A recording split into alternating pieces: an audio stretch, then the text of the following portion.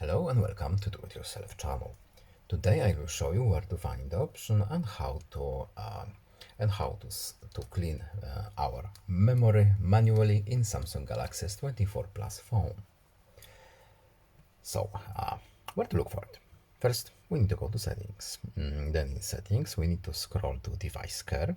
As you can see, storage memory. So here. Then we need to navigate to the memory menu.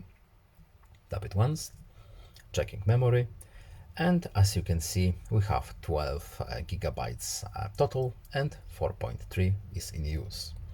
And we can start our cleaning by tapping this button. It will take a couple of seconds depending how much it's there to clean.